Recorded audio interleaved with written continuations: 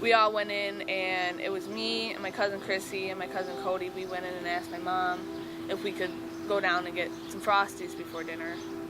And she said, yeah. Me and Chrissy's walking, and that's when the Lincoln pulled up.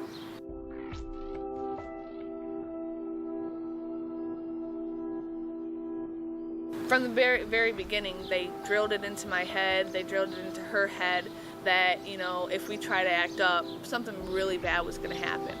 He threw me into the dining room table, busted me up pretty good, but Chrissy, he dragged up the stairs by her hair, threw her down the stairs, and did it again like 3 more times. I didn't want to end up dead, I didn't want her dead and it be my fault, you know, I mean, it's like they had us completely wrapped, completely controlled, you know, to where we were brainwashed, to where we were like, okay, we have to do this or else, you know, something bad could happen. I mean, that's what they did. They just played us off each other, you know, and it worked.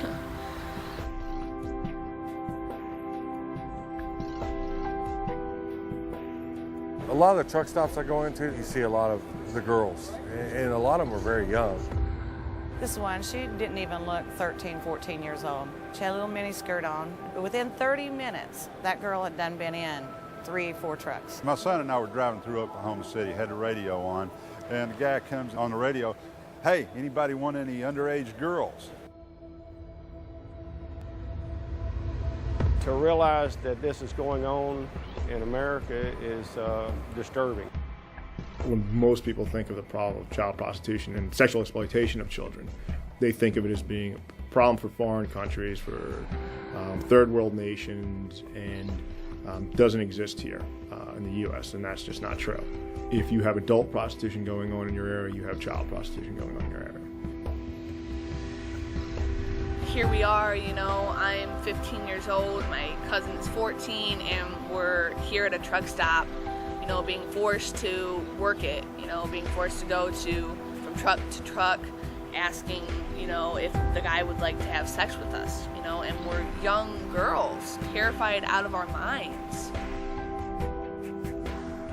Nobody wakes up and says, gosh, I'd really like to sell myself on the streets today. That is something that is being directed by the victimizer, by the trafficker.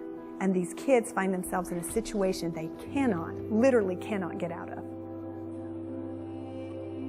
It was just an awful experience how many truck drivers, you know, was okay with it.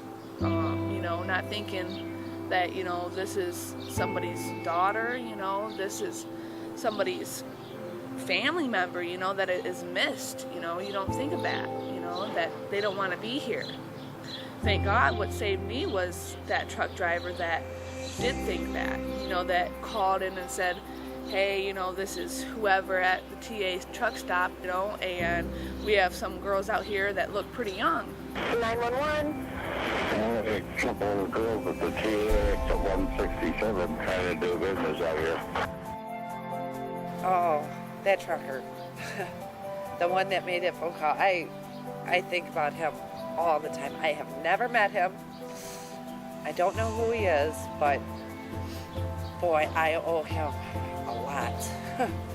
If it wasn't for him calling the police and saying that she just doesn't look right there, I have no idea what would have happened. Boy, am I thankful to him, to that truck driver. God, am I thankful to him.